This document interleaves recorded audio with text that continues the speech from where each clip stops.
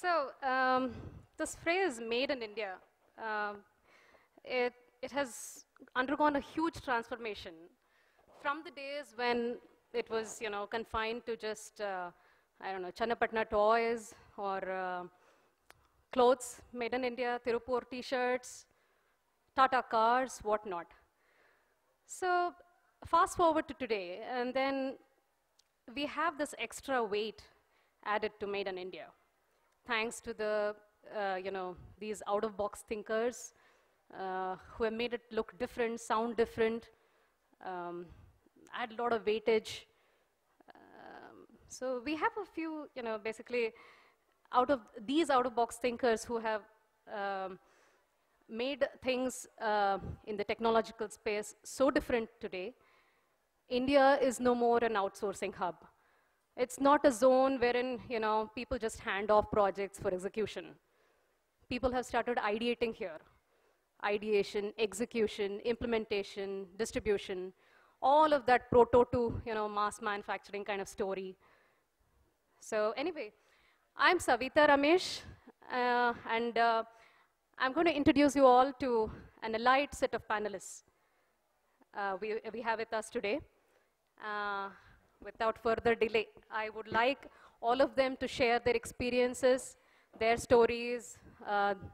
Basically, to end it all, it's going to be the takeaways for the audience to, just make in India stories come true. I'd like to start with Ms. Aparna Ramdas, who is a group manager in Intuit. She's an innovation catalyst. She has spearheaded the QBO product in India. I'll let her talk about her product more. And next, I would like to call upon Prasad Sanagavarapu.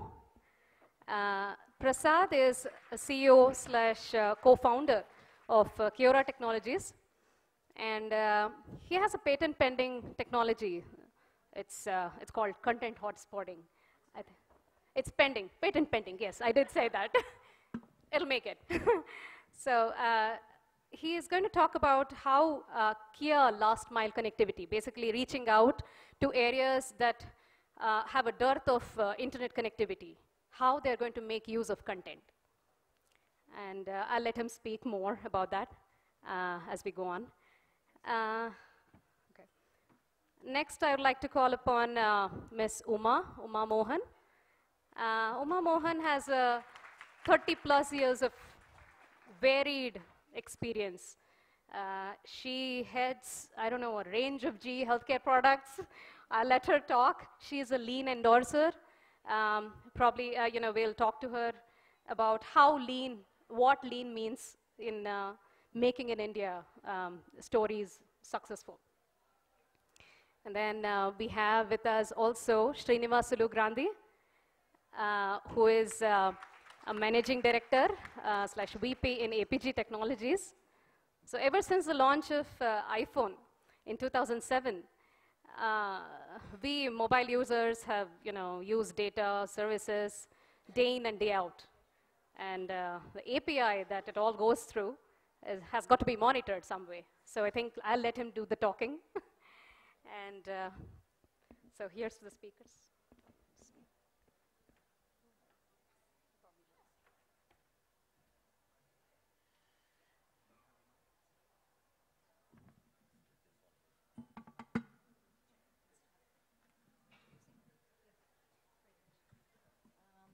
Is this working?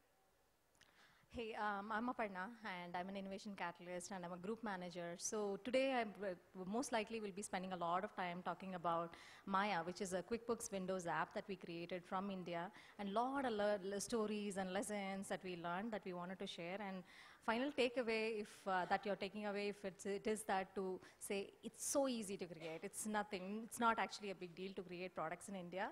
That would be something that I would love for you to take away. Talk a little bit today. I think I'll spend a lot of time around customer benefit, why it's important to understand customer problems really well before you create a product, right? So we'll spend good time there. And at Intuit, we have a notion of innovation catalysts who Our job is to actually, a part of our job is to actually go to different teams, help them, coach them, help them understand lean in, lean startup. What is that we mean when we say experimentation mindset? We teach quite a lot of those. So how we implemented this in our actual QuickBooks Windows app is also something that I would be talking a lot about. So that's my introduction. Hello. I'm Prasad. I'm co-founder and CEO for Kiora. It's a 3-year-old startup, right? What we do is we provide what we call as a content distribution platform for distributing and monetizing video content, right? And we specifically build this thing for emerging economies, where the content distribution platform doesn't require any amount of bandwidth connectivity, right? What we do is we create microclouds. And these microclouds create what we call as a content hotspot. And content hotspot is where users go in with their mobile devices, procure and pay for the content, right? The spectrum of the problems that we address goes from all the way from one end to in-flight entertainment. So you're on 30,000 feet flying, and there is no connectivity to the ground. How do you actually beam content to your mobile devices when you go into the plane? To all the way to the other end of the spectrum where there is a remote village somewhere in Nigeria, and they want to beam educational content, and there is no broadband connectivity there. How do we do that, right? So that's a spectrum of the problem that we address. Even though our team is all in India, the largest of our deployments is outside India, right? Typically, the way we do is we do a lot of POCs here, learn our lessons, and then take our lessons, and then carry it for the deployments outside of India. The largest deployments for us are in places like Nigeria and Ghana, and in Latin America and Mexico City, right? And then we have our own patent, as I was just telling earlier. And a joint venture of Sony and Philips is an early investor in our company. So I have a lot of insights to share on what it means to be made in India and then take the lessons and then probably apply it elsewhere.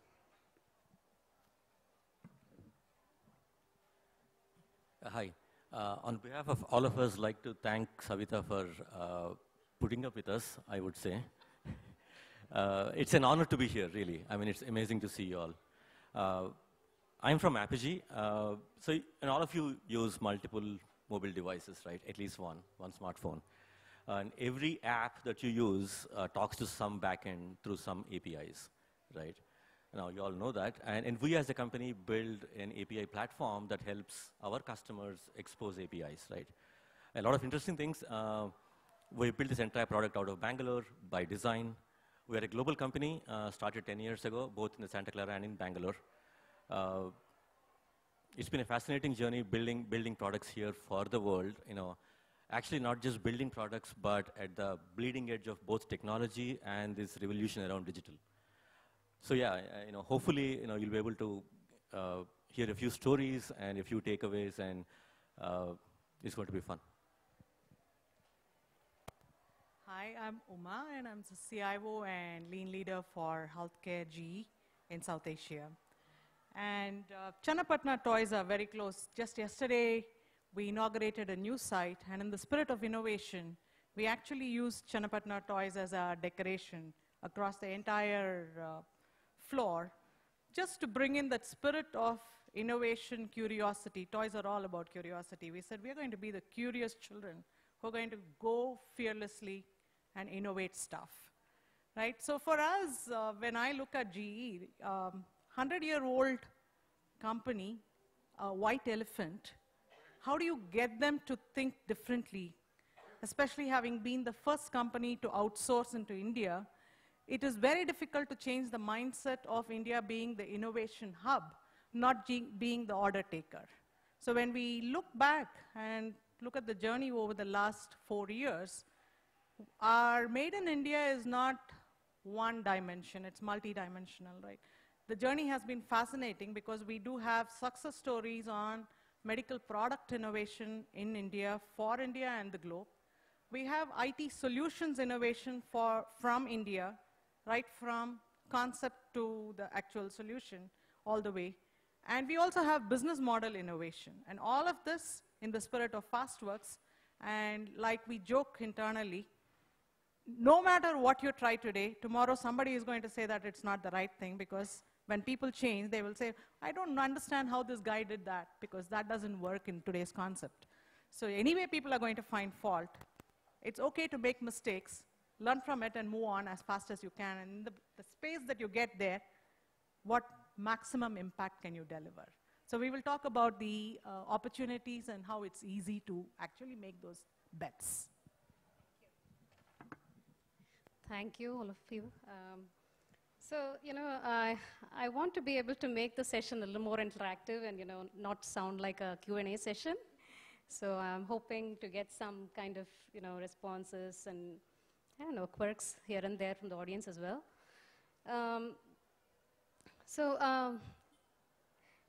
What was this?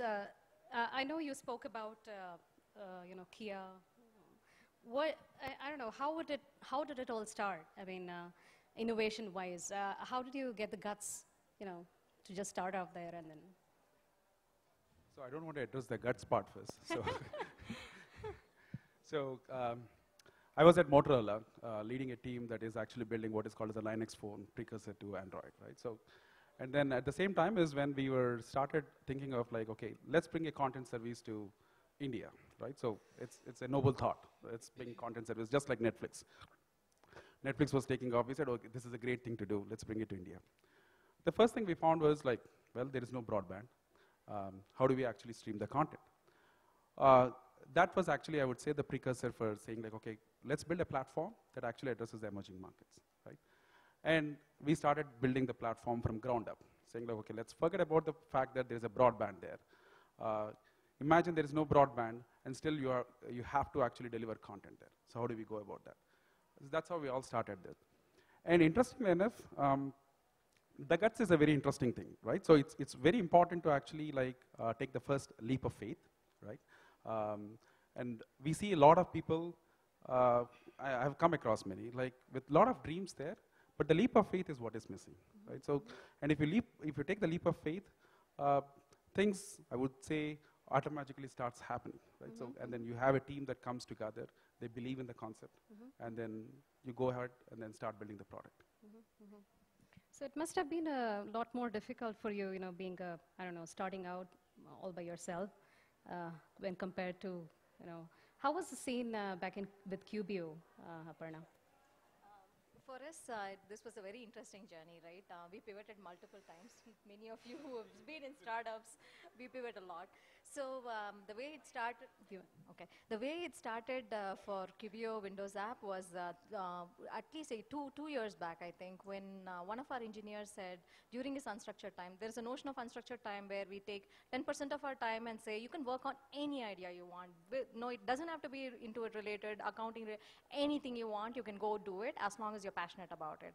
So one of our engineers actually said, you know what, the notion of Windows app, it will be perfect for our QuickBooks Online ecosystem. Could we do something on that space? And he started doing something. And it was more very, very technology focused. He really didn't spend good time on understanding what were customer pain points, but he said, I want to do a Windows app because this is where my technology passion is. So it happened for a year, and then he spent good time understanding. Slowly, he started talking to customers with the app that he created, and then we pivoted. Second pivot was around, hey, could we now create a modern app, a tile-based app? Could we have a Windows 10 app? So he then spent, again, new set of teams started working on a Maya version 2, which was again around tile app. Again, if you notice, we did not again spend too much time with customers, trying to understand customers. The third pivot was the biggest one. Here, we actually formed a really small pizza size team. 2 pizzas team is what we call it. And these small teams, what they did was actually spend a lot of time understanding the customer pain point. We spent 2 months. It may look like a lot of time for a product team, especially an engineering team. Which team does that, right? But we actually spent a lot of time understanding what are customer pain points, what are they struggling with in current QuickBooks Online, and what can we truly improve upon in the app that we're going to create. So in the 2 months we learned so much about our customers, and then we created this Windows app. then it was no longer technology driven, if you may. It was really starting from customer benefits, understanding the customer pain point and solving for those. And then the momentum was pretty fast, I would say. Then we rapidly iterated and took it to market. So it started out as truly as a passion idea of one engineer who truly believed in, changing the game in that 10% of the idea. So it's just kind of an entrepreneurial. Totally Awesome. entrepreneurial adventure of one engineer. That's the story. And Uma, I think, you had probably, you've headed a lot more teams, a variety of teams. How did you actually get people to, I don't know, build a mindset, be so tenacious as to just work on something somewhere, something that caters to the world? How did you do it? It is multifold, right? So one is you're faced with challenges that customers face, right? So you are in when you get an IT solution from US, do you understand that you don't have the unlimited bandwidth in India? So if I'm a field service engineer and I'm going over to a hospital to service an equipment, and you've given me a great solution, except that it doesn't work in the hospital, and if I happen to be the IT person who's going to be working with that field service engineer, all that I'm going to be hearing is, what kind of IT systems are you guys developed? Do you even understand our problem? Do you even appreciate what we go through? So you hear that all the time. You're going to be thinking, hey, if I'm truly an IT person, I've got to be thinking differently. I understand the business problems, right? So that's one part of it. Second, all of us have this creative streak in us. A lot of times, it just requires a channelizing, and you don't need permission. Just go fail. It's okay. We've had instances where we have taken bets, we've failed, and we've pivoted and said it's okay to fail because we've learned. But does failure really happen in mission critical, I don't know, GE Healthcare to me? Yeah. So we've had product failures, right? We've had IT solutions failures. Okay. The key thing is before it becomes a big failure which knocks you down, Okay. do you realize and do you pivot? So who are the guinea pigs? I mean, I'm interested. From a customer standpoint, right? So the customers are a part of our innovation, right? So we have this cool concept of prototyping, right? Where we play with Lego blocks. So you play with that and you build your prototypes. And we have the design center, so you can create the models out there and visualize it, how it will be, right? So the failures happen luckily out there. Right. But in the IT world, it's very easy to create full-blown products and go deploy it and then say, it doesn't work, it never sees the light of the day, right? And we've done that. Sure. Our commercial people have been our guinea pigs, where we have given them a so-called cool tool called Wingman, which is supposed to be a digital sales aid. Okay. From our perspective, it was the coolest thing that we could have ever developed. From their perspective, it sucks. Okay. Right? So we've had all those failures, but we've learned through it. The more people fail, they are more brave, or they're more courageous to go experiment. Of course. It's always a step of More resilient. They don't care about, it doesn't matter. Yeah, it doesn't matter. Yeah. So, Srinivasalu, so how do you think building a product is? We hear about big businesses and, I mean, I know you've been through it all, APG. Is it as easy as, just doing it in a garage and then just taking it out and then making a business out of it? How easy it is? I mean, Actually, very easy. now that you've I think everyone here talked about one common thread, right? I think she talked about pivoting. You talked about pivot, right? You talked about dreaming. So if you go back to our story, every company starts out with a dream, saying, when we started 10 years ago, we said, let's build an XML-based appliance that understands the traffic in the enterprise, right? So think of it as a router, but one that would understand the application traffic that is going through. Did that for 2 years, right? 2.5 years. Obviously, building products today, we'll talk more, is a lot more easier than building businesses, right? Today, right? And obviously, how do we acquire more customers? And then iPhone happened. Same time, we also had leadership change. Our new CEO came in, where a bunch of new people came in. So it starts with a dream, like Uma was saying, right? And so when we looked at iPhone to us in 2007, it was actually the moment we were waiting for. I mean, in retrospect, right? We said, this is phenomenal. It's going to change the world. Every person would have a smartphone. People would start loving their apps again. Now, back in 2007, that was actually a leap of faith, right? And people would say, you're crazy. We just moved to this cool new thin client world, and you want us to move back into this thick client stuff, right? But we said, okay, that's, partly it's survival. We had a technology that we were trying hard to sell. Now, the question really is, Sam Ramji, who led our strategy, essentially looked at what we have, looked at iPhone and said, look, that's a phenomenal bet. That's a phenomenal. If I were betting to repivot this company, we're not married to XML gateways. That's the first thing you learn in startups, right? Or in any journey. You don't be too attached to what you do, right? So we essentially came back and said, let's build an API platform. Let's take the technology we had, start evangelizing API economy, and people looked at us and said, what are you talking about, right? We don't need an API economy, right? And today it's a given, everybody, right? And so we took the approach of, thought leadership, we started selling some early customers. And then back in 5 years ago, we said, look, we took an appliance and we are pivoting this for API gateway. But if this truly succeeds, you got to have a cloud platform, right? And a cloud platform architecturally is humongously, it's vastly different from how you build software, right? And so, yeah, sure, we can take a piece of code and run on the cloud, but it's not cloud software. Sure. So our entire engineering was in Bangalore, so we took about 7 people and said, guys, you built this first product. Sit in this corner, like it's not a garage really, but sit in this corner of our floor. We won't bother you. Don't worry about the survival of the company. Don't think about whether we'll make money or not. Your only job is to build a kick-ass cloud platform. Now, do you really see that scene in India, being in India? I mean, that kind of passion. I think I just need to chime in. So you had the luxury of doing that, right? Not all startups have that. And I also want to touch upon something that Srinivas has just mentioned about attachment to the product, right? And attachment to the technology, right? It's also very important down the line when you start building a product, right? It might not be the greatest product at all, or the technology that you have used is not the greatest technology at all.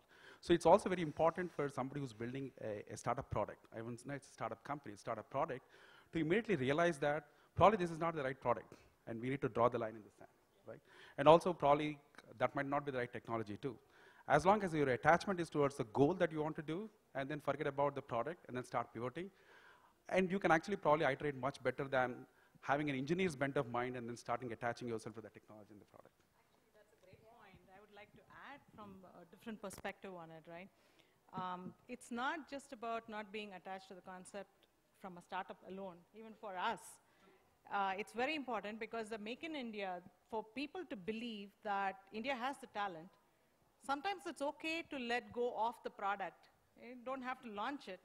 But the more you allow people to see it and experience it, the belief starts coming back to say, oh, these guys can actually do it. By the way, I really love the product. That's what happened with our Wingman. While we had to kill the product because there wasn't a global, there was a lot of worry about regulatory, and we are a regulated business, right? So there was a lot of worry. But the sheer fact that we launched the product and the product was well received at the first level, even before we killed it, the confidence that India can actually make, the mindset is there, the innovation is there, the capability is there, and that actually made a difference. And allowing people to claim the credit, so much so that some of our teams took it to Salesforce and said, guys, can you build this capability into Salesforce? I said, wow. So that was is the this best. also a part of, this kind of a 10% passion-driven task, or? Yeah. For us, actually, to add on to Uma, right, one of the things our founder, Scott Cook, says really beautifully, he says, fall in love with the problem, not the solution. Because when you fall in love with a problem, there's so many ways to solve a problem. It's not web, it's not a platform, it's not services, it's not an API. It could be so many ways, right? Because you have understood your customer problem. You are willing to try anything, and if this doesn't work out, you throw it out. You pick another idea and you work on it. And going back to the passion question you have, I have the most amazing engineering team, I have to say, right? I think some of them are right here in the audience. Where? That's why, there they are. So the team has so much passion. They talk to customers. They come up with ideas and solutions. I'll tell one story about passion, right? one of our, this was very normal discussion. A designer is saying, hey, you know what? There's no clear answer to this preference. We just maybe create a preference window and let the user decide what he wants to do, right? It's a very normal discussion. And one engineer goes, absolutely no way. Absolutely no way will we introduce a preferences box. And here's why. We need to understand what our customers really, really wanted and understand it with data. We can, today in this day and age, we can find it with data, right? And he argued against his designer, wrote this long, lengthy email why he doesn't believe this is the right thing. And you know what? Everybody backed up. Whoa, that's a very valid point. Let's understand our customer behavior. And we, in fact, after that sprint, we were able to go out to our customers and come back and learn. And the designer goes, you know, this is the kind of PD team we need, not somebody who will come and say, accept to whatever our designers are saying, a guy or a person who can challenge and say, let's really understand what our customers' needs are. And that passion comes from, to me, at least personally for our teams, generally comes from truly understanding our customers. Intuit as a company, we are completely a customer-obsessed company, right? We want to know exactly what the real pain points are and then solve for Customer them. is God. Yep. True. Just to add, to complete the, the question, Savita, you're asking about the ease, right? So, today, if you look at how we built the platform, it's 7 people. You talked about 2 pizza teams. In a corner, 18 months. And second product we recently built was the API Health. It's a cloud-based solution to monitor the health of your APIs. 2 people, 6 months. And the reason all of this is possible because of open source, right? Open source, cloud, AWS, Azure, it's really, really, really easy and quick to build stuff today. Yes. You only need 2 things. One is like passion, right? Yeah. And second thing is, being able to dream. And third is a company that actually lets you do that, or you do it yourself, right? It's really that simple. So that's why it's building stuff today is absolutely a piece of cake.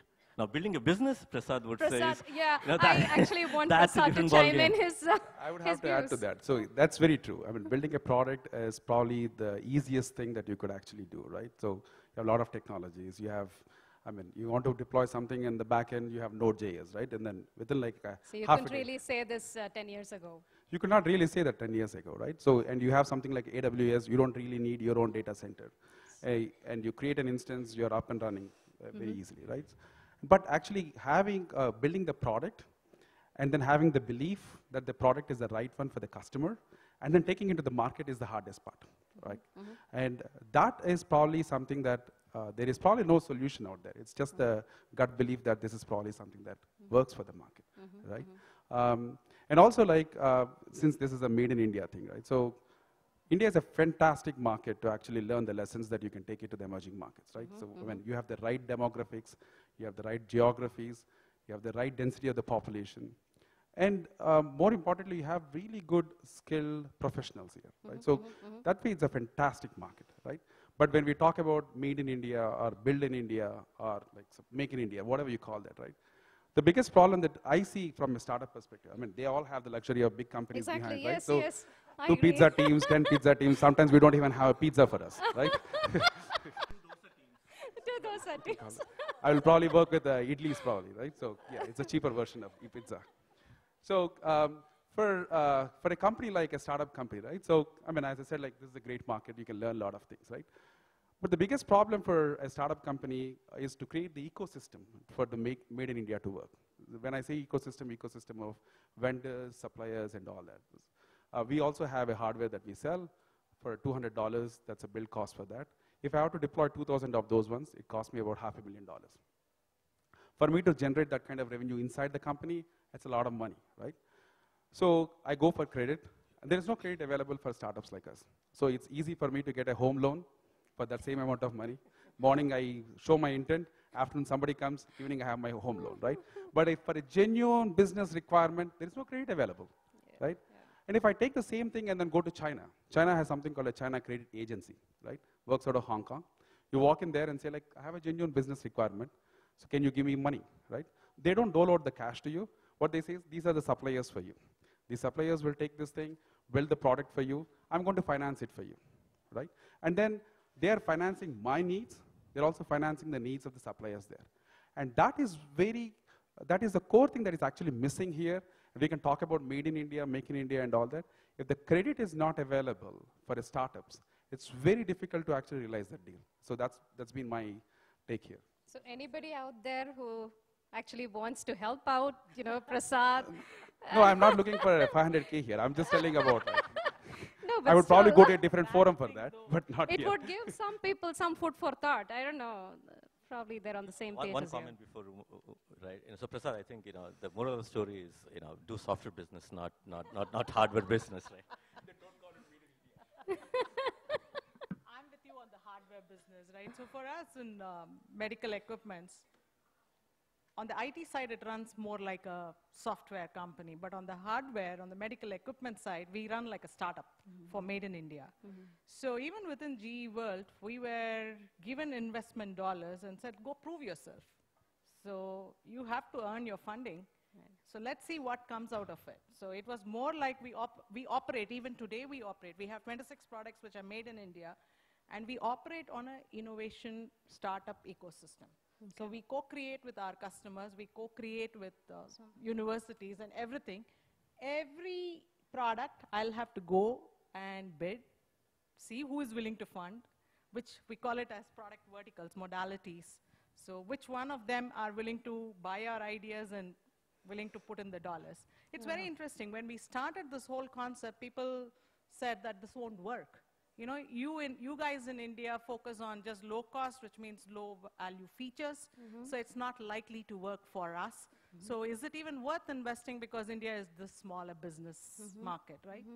But interestingly, we found that there is a niche market for our products across the globe.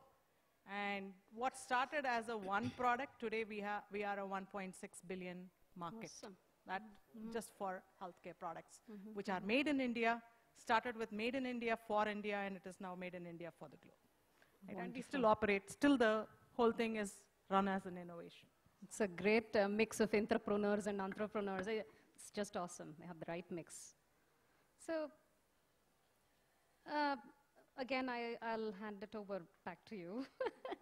So you talk a lot about, you know, the lean. What is this lean philosophy? Why do you really think it matters, making it India to the world? Where does it so fit in? I'll give an example. So we use Lean, Sigma, Lean, FastWorks. We use different methodologies, right? When we started with Lean as a principle. It is to remove waste in the system, in our process, right? So when we looked at startup culture and innovation, coming up with a product idea is possibly the easiest part.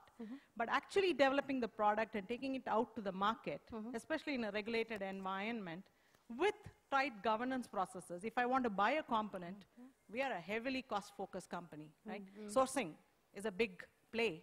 I cannot just walk out of my door and buy a product, even if I think it is going to be low cost. I need to go through the 9 yards process.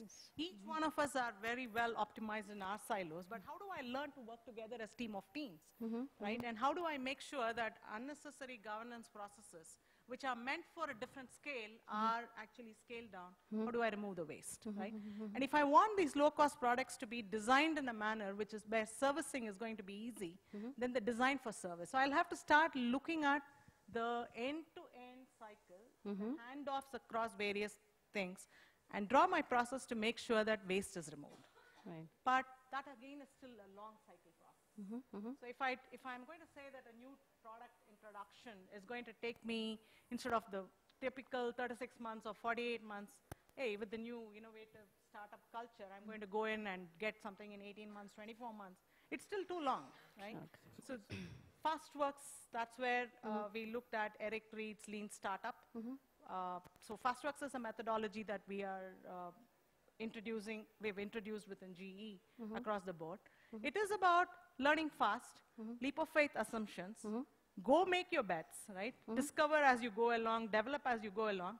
There will be pivot points. Certain times you're going to say that this is not the right leap of faith assumptions, test your hypothesis. You'll say this is not going to work, so drop it, take the next. So kind of a forgivable. Yeah, before you make too much of big investments and then you say, oh, it's not working, you test as you go along. Right. So you had a similar ideology, right? Of MVP, it sounds like MVP is Yeah. pretty much what So you said. we are also very highly inspired by Eric Ries's Lean Startup. How many of you have read Lean Startup? I would highly recommend. It's one of those books that kind of changes the way we would typically think about product development, right? Especially development, I would say. One of the concepts that he introduces is called something called minimum viable product. And what we talk about there is how quickly can you take it to your customers? How quickly, right? I'm a coach. I go to different teams and teach them about what is an MVP, how do you take it to customers.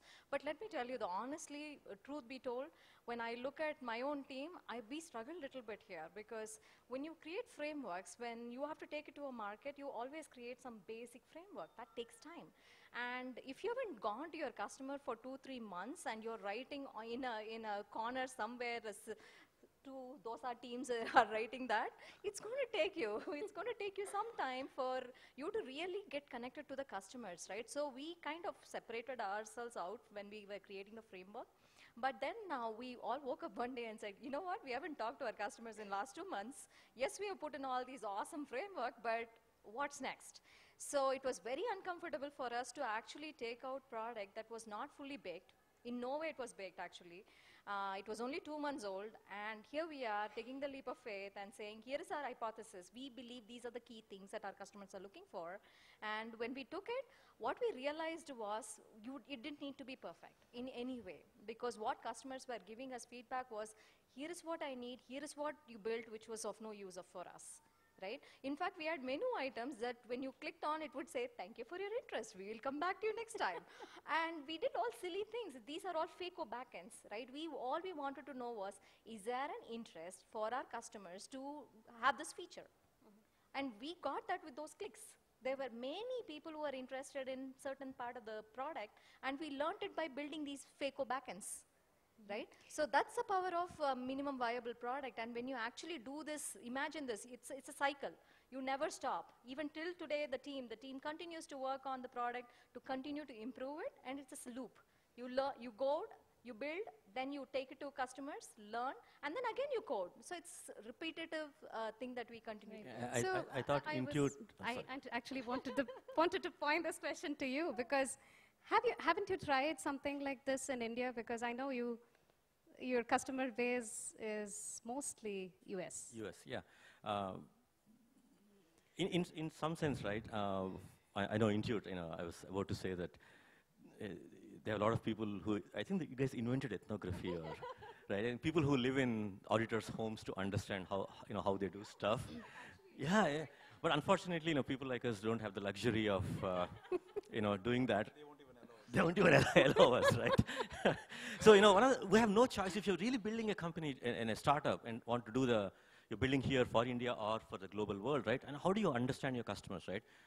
One good thing happened in the last 10 years, right? People today absolutely are okay doing virtual sessions, right? It's unlike 10 years ago, very active online communities. You have no choice but to do lean. No startup doesn't, like Facebook doesn't talk about doing lean, but what they do is lean, right? It's just a compulsion, right? I mean, so the question that we ask when we start a new product is, when is it hitting the market, right? How soon is it hitting the market? And if the answer is a year, it's like, no. If the answer is 6 months, it's like, you really? So it's got to be, can we get it out in 3 months, right? A, it's a forcing function. B, of course, you can't afford to do anything else, right? So, and then, of course, you deal with the challenges of, oh, you know what, I need to build a school framework. And the question is, who's going to pay for the framework? Is somebody paying? So you have to be super clear about the value you're building and how quickly can you deliver the value. And like she said, there is no science to this. You get out, and sometimes you get yelled at. And sometimes, like, for example, we did API Health. It's a product that you go to the web and say, here are my APIs, monitor them from all over the world, like a watchdog, for example, right? We launched it, very basic functionality. And then we said, how do we make it data-driven? To your question, how do we know what they are doing? How many people are coming to our application? How many are actually doing? What are they doing? How much time are they spending on each page? Why are they spending this much time on this page? And so it's absolutely data-driven, and you got to master this, right? You got to be able to say, how do I, without talking to customers, learn from what they are doing with my product?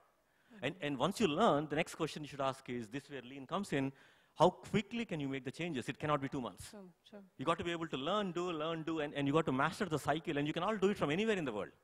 Right? And so that's being totally data-driven. That is really, getting it out. And you'll find interesting use cases, right? One last point before, Aparna, leave it to her to add more.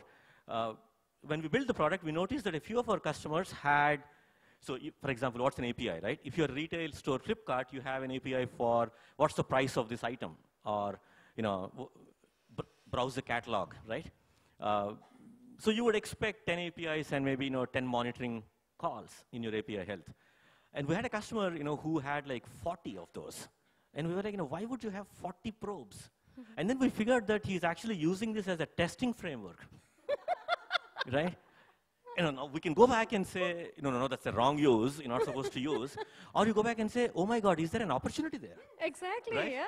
And, so it's fascinating when you learn from what's happening and how you repivot. Yeah, I want to add quickly on the data part, right? It's so important, and especially if you're a team sitting in India and creating products for the US or any part of the world, right? How do you really get the customer benefits, or do you really understand how our customers Do you are- think a US presence helps there, or? No, actually, the way I think about it is it's small businesses the area that we tend to work on is small business and consumers. The consumers and small businesses, their patterns don't change much. The small businesses issues that they have in US are similar.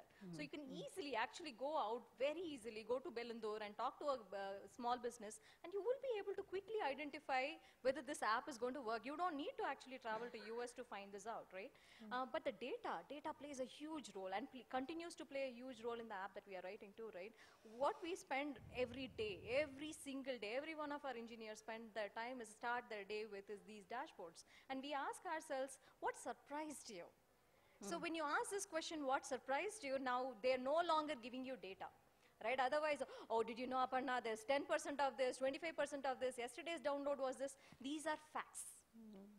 What is that insight are you getting? What surprises you about the data that you're seeing?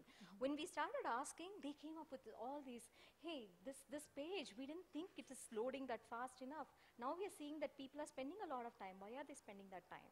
And we expected this particular page to be used more, but hardly anybody's using it. Why is that? So we kind of get a lot of very, very insightful data just because we are spending time in figuring out what surprised us. And this is an engineering team doing it. It's not a product in my mind, customer benefit and understanding customers is a part of everybody's job. It does not have to be a product manager's job or a designer's job. It has to be everybody. That way, equally, everybody plays a role in building a product up. So I think that's a fascinating story, right? And that's a very, very key takeaway. You have your customers right next to you, independent of who you're building this for, right, in the world today. So back in Microsoft, one of the first things that we got, this was like 15 years ago, and said, great, Windows Vista, not a famous release, I understand. We're proud to be a Microsoft and Windows Vista. And he said, okay, build Fax. You guys own Fax. And a lot of the team members came in and said, like, what the hell is Fax? And why is that interesting? It's one of those useless features. Well, they have a whole book on analytics. I mean, I was amazed. My manager gave me this book to read, but too much of a read. But understanding, customers' perspectives, it's just amazing how they do the study. It's Sorry, just amazing. I just meant Fax as an FAX. Right? FAX, Sorry. okay. Sorry. So what's interesting was we said, okay, instead of worrying about why Fax is interesting or how to make it interesting, let's go talk to people. So we were in Hyderabad, so we went around and engineers did that, like you said. We got out of a company and talked to a lot of small businesses and said, who uses Fax? And turns out, back then in India, a lot of the personal secretaries or assistants to executive leadership team uses Fax. And we said, okay, what's your usage pattern? And they said, it's a big pain. My boss calls and tells me, expect a fax, it's confidential, I don't want any others to see, so go stand at the fax machine. And you're like, really? I mean, so then the team came back and said, we can solve that beautifully through technology. Throw away that machine, put a Windows server in there, do encryption, extract the faxes through your ID. There's no more privacy concerns anyway. You don't have to stand up. Use that time for something very, very creative. And of course, we did a whole bunch of similar exercises. So from a feature that was literally nothing, it became one of the, in South Asia, it became one of the top 10 features why people would upgrade to Vista. So the power of engineers going and talking, to somebody who's next door is just fascinating. Just on that, right, it is very interesting how one leads to the other. I spoke about the medical devices that we had done in India for the globe as well, right? So when we started looking at our sales data, we found that India was contributing, but not to the level that our business plans had. The revenue was coming in from rest of the world. So when we started going and talking to our customers, we found that this would be a good product for the tier 2, tier 3 cities. But then, GE salespeople are not going to be going out there because for them it is more easier to cover the urbans. So when we started talking to our employee base, a lot of them wanted to be a part of startup. It actually gave us an opportunity to introduce a new business model where we picked up people who are interested in a venture, got them out of GE, said, okay, you become a partner for us, set up a new company, GE will put in a stake, right? You're going to go cover the tier 2, tier 3 markets. Awesome. Suddenly we start the whole thing booming up again, right? We've created a new business model which is now going to be made in India, but it's going to be now taken up because it's an opportunity for them to become partners in other geographies and emerging markets as well. Like a spin-off or something that you would eventually acquire and... No, we want them to be out of GE so that they can be more independent, nimble and focused. And fast. Okay. It's about leveraging the best of both worlds. Yes. So I think we've had quite a bit of discussion here. Questions? We don't have mics.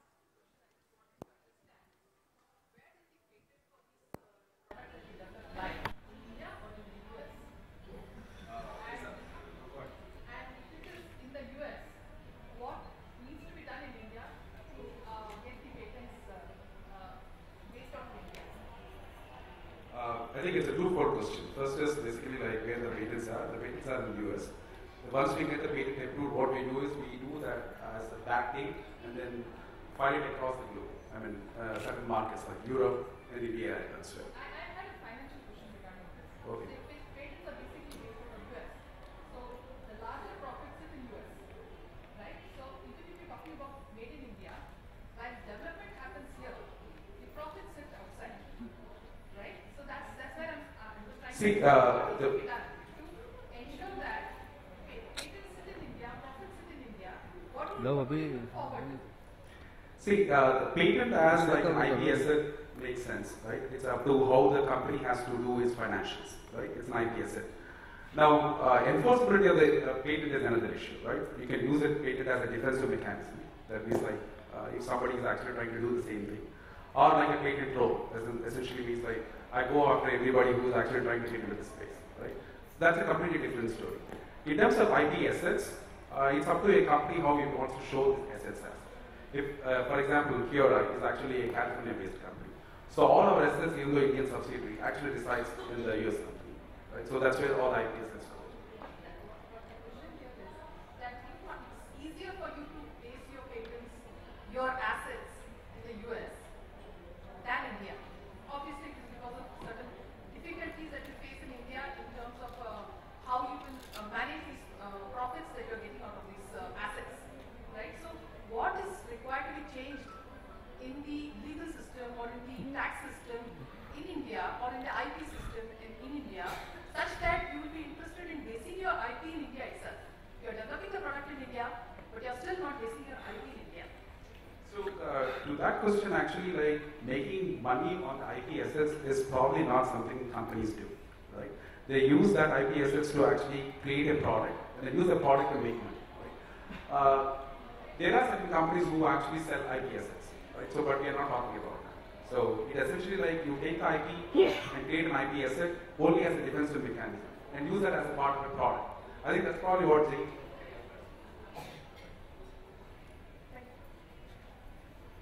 I have a question here. Actually, the business from India faced two challenges. One is getting the marketplace in India, and second is getting the marketplace outside India. First, the first one itself is a big challenge. Getting the marketplace in India and outside India is beyond right? It's way beyond us. So what do you think the reason for it? You said credit is the problem, but I think we have potential, we have power, I mean labor, everything is with us, and we do have perseverance and everything. So what would be the reason? So I think this is our personal experience, right? So everyone has a different opinion on this. Right? My conviction is actually to build a product out of India is a lot more easier than actually deploying the product here. Because there are a lot of operational challenges that are, for a startup company particularly, sometimes a disadvantage, right? So the reason is something that works in Bangalore might not work in Hyderabad at all, right? Because it's not really a cookie cutter kind of thing. So there is a lot of operational challenges to bring about a business in India. What we did was we learned our lessons in India as an emerging economy play, and then use that as a B2B business outside. Now, your point whether to find business outside of India, I don't think that's an issue anymore because we are much more global as we are 10 years back. So if you have the right product, you can always find a business elsewhere. So in India, one of the key observations is we are extremely price conscious as consumers, our buyers.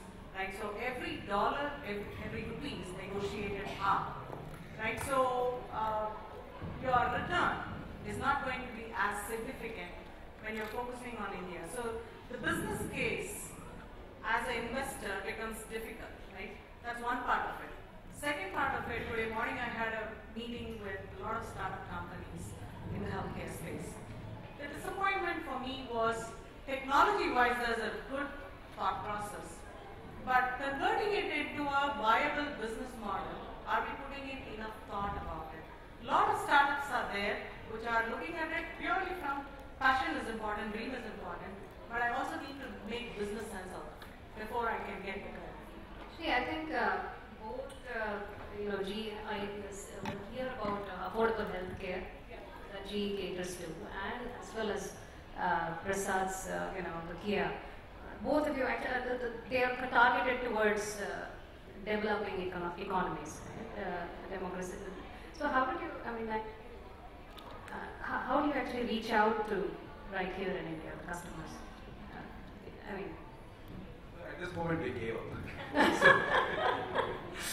if I have X amount of dollars for me, if I have to spend it elsewhere versus India, it's easier for me to build a business outside as opposed to actually putting the money and then creating the operation network to get it growth. So that's been my experience. First, we don't give up. Because if we give up, then we'll have to find new jobs and we're all very lazy about it.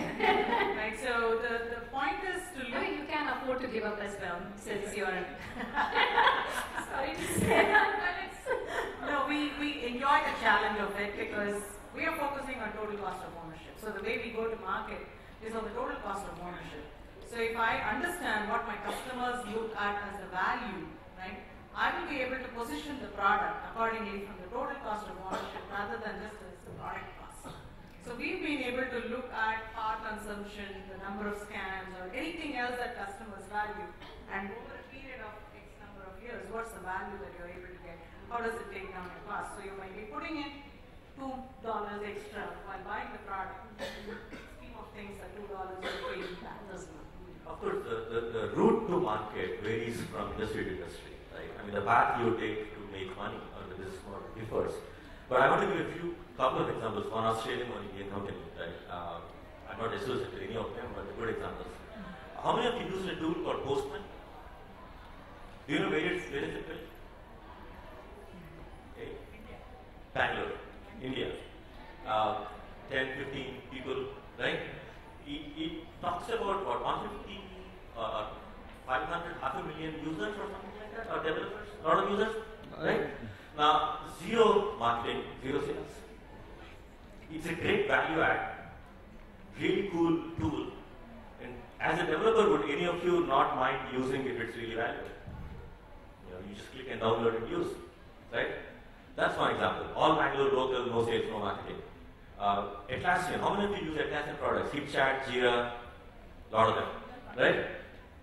It's out of Australia, zero sales, zero marketing, purely web. You go to Atlassian.com, give a credit card and buy, right? It's easily $100 million revenue, if I'm not mistaken, or more, right? So there are certain markets if you target where you could very easily do this dream of, I don't want to say salespeople. I can go build value and let it sell by itself. It's possible. Now, it's not possible in other markets, a lot of markets, but you got to really ask the question in the markets you're looking after. I can quickly add on. Right? We have QuickBooks for India here in our market. We are also learning our journey through this, right? With a lot of experimentation, trying this and that. The business in India is very, very different. So what we tend to do is we focus more on making the customer better. We need to understand how this is different. So if a customer in US is able to use this, why is it such a difficult? As long as what we have realized is as long as it solves for customer problems really, really well, people will want to pay for it, right? If something truly solves your pain point, won't you pay for it? You would pay for it. But is there a real pain point? These are the kinds of differentiating factors that we tend to look at and experiment. As Umar talked about, right? Pivoting. If this doesn't work out, feel free to throw it out and try another experiment. So it is definitely a journey.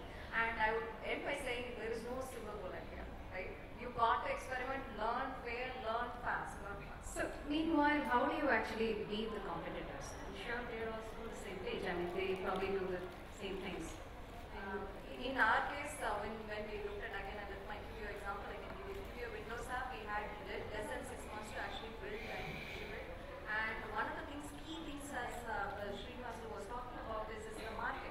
Market was pretty hot, others were going to come in if we didn't go fast enough. For us to be truly early players, we had to do it. And that took us going back to lean philosophy, right? Go quickly to the market and learn. One of my biggest lessons has been companies don't fail because of ideas, right? No company fails because of ideas, right? They fail because they fail to execute.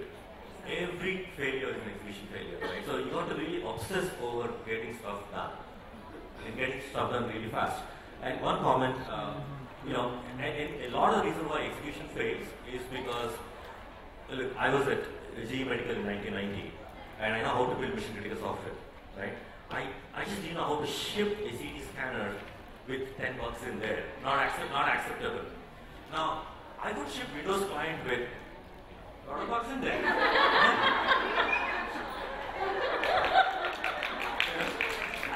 I think the real challenge is what works in industry, right? There's no dogma, there's no principle. This is not, the principle in life. This is what works, right? So you have to look at your markets. Are they early markets? Are they late markets? Are they mature markets? And you just have to tailor the entire way a company operates, entire way people operate, entire way, lean works great, I find in the early markets. Lean is still important, but you don't want to ship a beta product in a mature market, right? I mean, it's very, very different. So, but Google's always a beta, because that's a different story. And it's okay, right? Because it's like Gmail, Client with it's okay. Yeah. As they say in Valley, right? If you wait for lunch, you are the lunch, right? So essentially, you need to ship the product out. So I think we have time for probably one question. So I want to understand how exactly is the lean in establishing the business in the Indian reality. So how, we're talking about the product development in the lean methodology, but how is it lean in establishing a business in India? So is it really lean?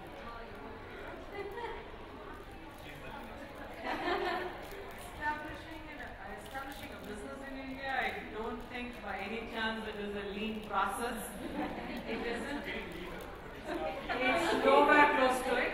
It would be great if our government is willing to hire us as consultants, and we would be willing to do that.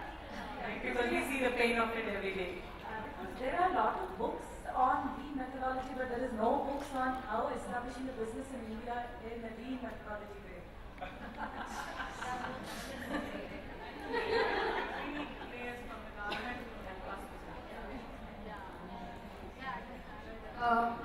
So, how do you think brand obsession has been a barrier for startups? Or was there any that you faced that brand obsession has been a barrier for startups? People are not ready to give up their so-called brand obsession to start buying product from startup? No, to start up by if you actually compete with an established product, suddenly there is always a comparison, right? So what is that particular product offering versus yours? So there is, the established product must have spent quite enough of time to actually build a brand, right? But I don't think that's a barrier of entry for any startup, certainly not, right? And I would say it's a foolhardy thing to go and build another Facebook. You don't want to do that. So you want to build something that is at least different from what is there in the market. In that kind of scenario, I don't see any brand consciousness coming from the customer. Just one comment. Do we have time? Almost. Go ahead, just make your point. We sell to enterprise customers, right? So brand is generally fairly weak, you know. You also, like I talked about the route to market, so you got to find out who's your influencer. So we were selling to a large UK company, our digital platform, and the CIO's question was, we're a big IBM shop, like we're a big, we're used to, brand, why should we, right? So developers within his organization came in and said, I use Apigee, it's free on the web, it's an amazing product, I vouch for it. And this developer happens to be the developer inside the company that the company listens to. And so the CIO said, really, you played with the product and it's good? I vouch for it, I bet my life on it. Okay, let's go. You have to really a little bit careful about how you route to market and what the influencers are. It's a challenge, but there are ways out. So you could go on and on about making these dreams come true. Many years ago, a short one, I'll make it a little shorter. So I was out shopping in Bay Area for a shirt, and I happened to look at this shirt, very beautiful, and the curiosity to look at it, and then it is made in India. This was many years ago. So my friend says, why do you want to buy this? You get something back in India for 1/3 the price. Nevertheless, I just chose to buy it. So that kind of mindset, I'm so happy to say that it is extendable to Akia, Apigee, range of G healthcare products, the QBO, and many, many more that are worth mentioning out here. So the point is, there are many hiccups, many challenges, failures, eventually, steps of success. So you can all make it out there. I mean, you can all make your dreams come true. We swam against currents, so why can't you? So that's kind of a key takeaway for all of you, all of us. Sleep over it and make your dreams come true. Thank you.